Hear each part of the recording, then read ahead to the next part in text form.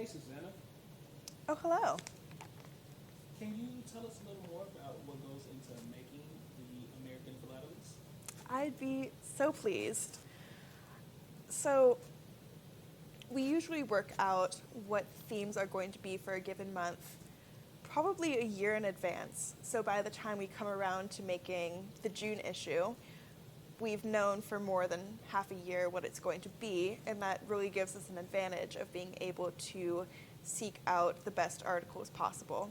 The way we find our authors for some of these themed issues is working with affiliate societies, working with maybe experts from our expertising department, working with folks who have made award-winning exhibits or written books, written other articles. If they're APS members, we might invite them to see if they're interested at all. And if they are, then they'll contribute something and we'll have something really great to work with. A lot of the time, actually, we will base our themed issues around articles that we already have in our submissions file. Our article submission is always open. If you're an APS member, you are always free to write an article about whatever you want and send it in. And sometimes they fit in with our themed issues, sometimes they don't. We'll publish them anyway. Once the articles come in, it's a very rigorous editing process. Our senior editor, Jeff Stage, will have the first read through, then he'll pass it to me, and then maybe I'll pass it back to him and back to me as we have our conversations about how the article is put together. And then we'll pass it back to the author. We always do this. The author will be able to review our edits, read our suggestions and comments, and incorporate them in. And then he'll pass it back to us. Jeff reads it, I read it, back to the author again if we need to. And often we do 3 or 4 rounds of editing in this initial back and forth process.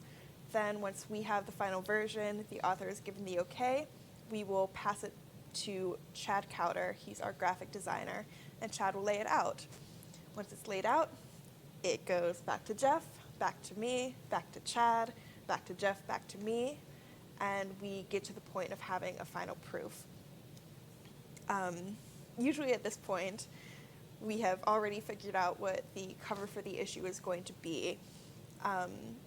Sometimes we base the cover off whatever the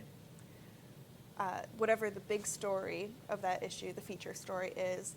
Sometimes we go more general to try to encompass the theme. It's always a really fun process to put together something that's going to be visually appealing and catch your eye. Then when we're actually putting together the magazine, there's a ton of other things to consider other than the articles themselves.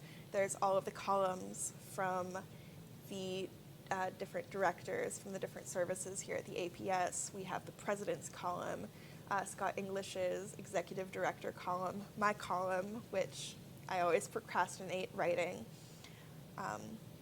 We have advertisements, classifieds that we need to wrangle and put in the best positions possible.